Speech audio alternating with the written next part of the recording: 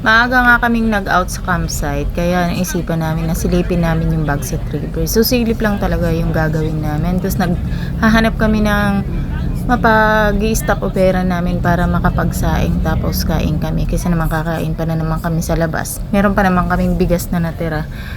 So ayun, wala kaming nakita on the way sa Bagset River. Kaya dito na kami kakain. Daddy, don't go to the edge of freaking me out. Nagpana kay mami. Si Angel nga medyo natatakot sa daan kasi may mga landslide kaming nadaanan, tapos makipot yung daan. Medyo kinakabahan na rin ako actually dito kasi baka mamaya kung saan na naman kami dinala ni Google Map, kasi first time pa lang namin ito mapuntahan.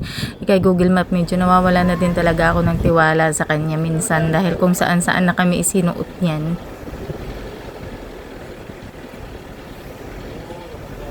In 200 meters, you will arrive at your destination. Pero buti naman, ayan, maayos naman kaming dinala ni Google Maps sa destination namin. Crowded ganyan siya ka-crowded. Saan ang parking? Ito na. Wala. You have arrived. Paano po tatawid? Yan po ma'am, dadaan sa tubig. Ganyan lang po naman kalalim yung tubig dito.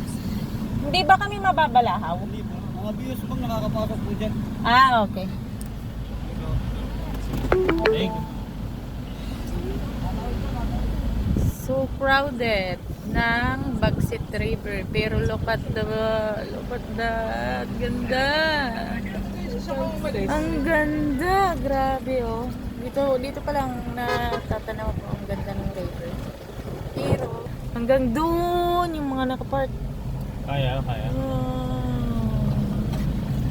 Grabe. Ang dami. Ilog po yun. Wala nang isa ma'am. Okay. So nagpa-register nga muna kami dyan. 75 pesos per head ang ang entrance nila, and then merong 100 pesos na parking pay pag ipapasok mo yung sasakyan dito sa part na to.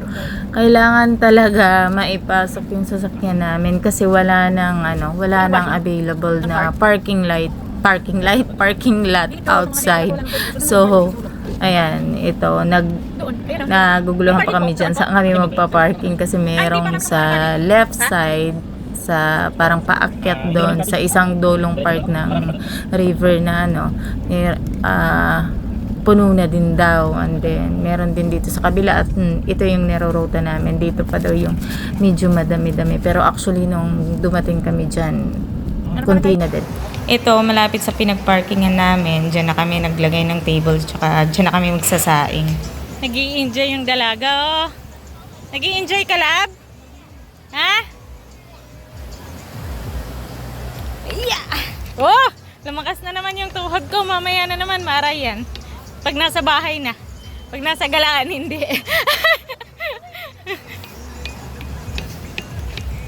Ito nga yung sasaing. Stop over sa Bagset River.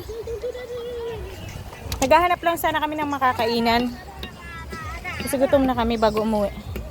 And then, napadaan kami dito. Silip. Nung nasilip namin, yan, dito na kami nagsaing. Dito na kami nagsaing. Doon kami kain para maganda yung ambience. Kahit dilata lang ulam namin, saka itlog na nilaga, maganda yung ambience. No, lablab? Ha? Si kuya. Enjoy doon. Ang dami na ng kuya, oh. Yan. Nagkakalkal. Nangangalakal. Honey, can I recycle this? What are you gonna do with it? I'm gonna help Kuya crack that one. Ha? Oh, okay. Basta wag kayong mag-aano ng basura, ha? You know, yung mga trash, dapat itinatabi, iuuwi. Or kung makahanap ng trash can. Pag walang nahanap ng trash can, iuuwi. Doon sa bahay tapon. Whew! Ang ganda! Meron pa yun doon. Super lawak to hanggang doon. Yung mga liguan doon pa sa sulok. Tapos dito kalat lang yung tao. Sobrang sobrang crowded. Makikita mo yung mga nakapark. Sobrang puno ng parking. Sumiksik na lang kami somewhere. Okay, kuya, I'm going. Ayun, nakasiksik pa yung sasakyan namin doon. Tapos doon sa outside, meron pang parkingan. Sobrang haba. Tapos hanggang doon pa sa pinakadulo-dulo doon. Doon yung malalim, mamaya sisilipin namin doon. Pag meron pang time. Kasi hindi kami pwedeng umuwi. Gabihin. Bihes. Kasi for sure lulublob yan sa river. Hindi mapipigilan. Kaya nagpapalit siya ng short. Yung mga bata hindi ko napapalitin. Para mapalitan din yung damit nila. Ang dudumi na. Ang dudumi na. Naglalaro siya ng water. Doon din ang ganda ng water doon. Yeah, I'm gonna get some. Pero no, not allowed pa doon. Kailangan may kasamang adult. Okay, come. Kasi may mga part na biglang malalim. No, not yet. Kaya pag pumunta dun si dad, pag sumilip si dad, sobrang linaw ng tubig. Kasi wala ka talagang makikitang malabong part. Iba ang river ng Zambales. I got some more water. Na daddy? Daddy, can you Naka-short na si daddy. Ready to lublob. Dad! Lub-lub-lub na sila dun. Ini-explore nila dyan. Yan yung, yung side part kung saan kami naglatag ng table, kung saan kami nagsayang at kumain. Dyan sila, malapit sila dyan, naglaro-laro kasi na-excite na yung dalawa maglaro sa tubig. Kaya sinamahan na ng daddy. Kaya ako hindi na ako naligo dahil yung tuhod ko baka sumakit na naman ng sumakit kasi sobrang lamig talaga ng tubig dyan. Sobrang lamig. Baka hindi naman nakapatulogin sa sakit. Kaya sila na lang yung sila na lang yung naligo-ligo sa ilog. Sobrang linaw. Itong side na to kung saan kami naglatag lang ng table. Diyan walang gaanong tao na nagsisiksikan dyan, nagliliguan dyan. Compare doon sa kabila, sa kung saan dumaan yung sasakyan, yung kasi parang swimming pool na style yung ginawa nila kasi nilagyan nila ng harang na mga bato sa gilid kung saan dumadaan yung sasakyan. Kaya parang naiipon yung tubig doon. Tapos sobrang linaw din doon. Tsaka kid friendly dahil talagang hindi malakas yung agos ng tubig and then mababaw-babaw. Dito din naman, actually safe naman siya sa mga bata kasi hindi naman yan dyan malalim. Yung pinakamalalim na part dyan siguro mga hanggang bewang, ganyan. Pero kailangan talagang bantayan ng matatanda yung mga bata na maliligo dyan kasi meron siyang mga parts sa mga side na malakas yung agos ng tubig. Ito yung part na kung saan papasok yung sasakyan para sa mga ibang parte ng parking lot. Ito din yung part ng area ng Bagsit River na pinakamaraming tao.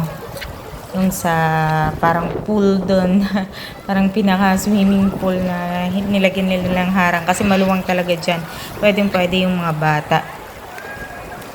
Medyo kumunti na nga ngayon kasi Sunday tapos pahapon na nag-uuwian na yung mga tao. Pero pagdating talaga namin sobrang crowded kasi mga tanghali pa lang nun. So I'm pretty sure mga Saturday sobrang crowded din talaga dito. Pero ang kagandahan sa kanya, dahil sobrang luwang niya, kahit sobrang dami ng tao, kahit medyo crowded siya na makakahanap ka pa rin ng mga area na talagang halos kayo lang. Or may makasama ka man, kunti lang yung makakasama mo.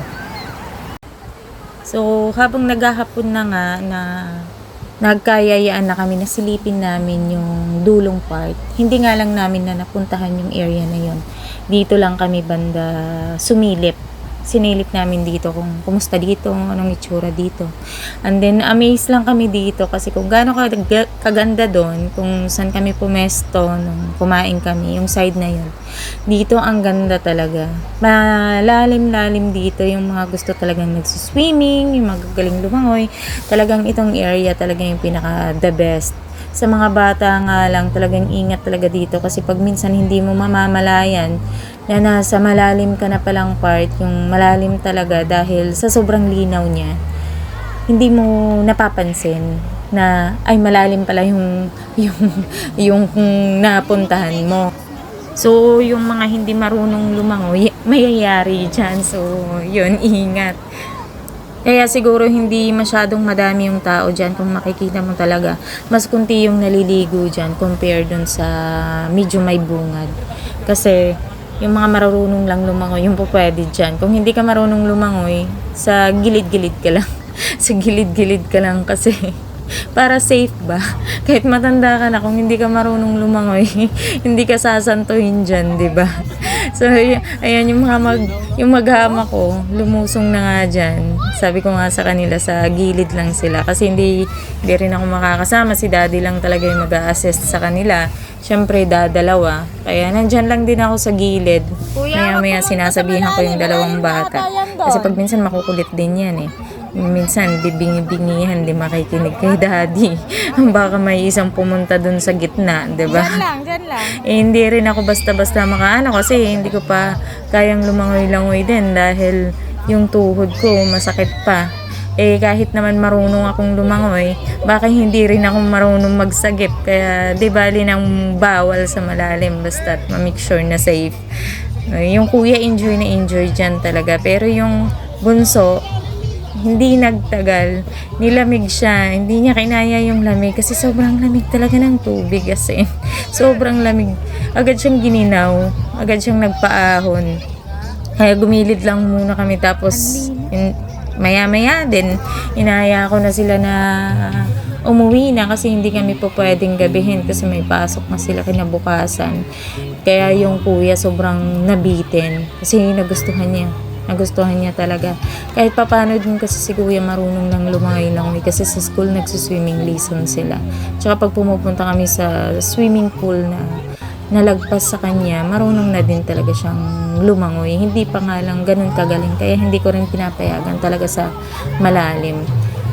Kasi mas mabigat pa sa akin yan. Hindi mahirap magsagip. Hindi kami na-training sa pagsagip. Kaya talaga, higpit din talaga, safety Pag dinadalhan naman din sila ng life jacket, hindi naman nila sinusuot kasi uncomfortable daw.